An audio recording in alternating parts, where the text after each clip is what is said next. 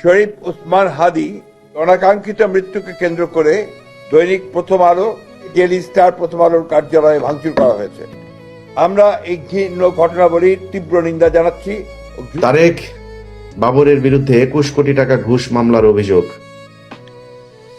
তারেক, বাবর, হারিস ও মামুন বিএনপির 4 মহা দুর্নীতিবাজ। তেল চুপচুপে তারেক রহমান কার্টুনে গেছে আলপিন। 21শে আগস্টের গ্রেনেড হামলা, আমার তাজউদ্দিনকে পাকিস্তানে পাঠায় ডিজিএফআই, জানতেন খালেদা।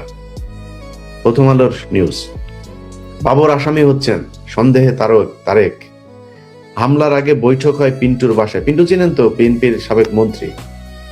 পাকিস্তান, কুয়েত ও সৌদি 300 কোটি টাকা দিয়েছিল বিএনপিকে এই জঙ্গিবাদ সাজানোর জন্য। খালেদার সম্মতিতে বসুন্ধরার কাছে 100 কোটি টাকা চেয়েছিলেন তারেক। টাকা ফেরত দে, টাকা ফেরত দে। এই যে টাকা আছে, এই পাকিস্তানের কাছ থেকে নিয়েছি জঙ্গিরা, তারপরে ইয়ের কাছ থেকে, বসুন্ধরার কাছে টাকা ফেরত দে। আগে ধাপ করে যায় প্রথম আলোর অফিসে গিয়া বিবৃতি দিয়া দেন আপনারা। এই প্রথম আলো তারেক রহমানকে বানিয়েছে খাম্বা তারেক, কোকোকে বানিয়েছে দুর্নীতিবাজ, আর মাকে বানিয়েছে জঙ্গিদের নেত্রী। একদম স্পষ্ট।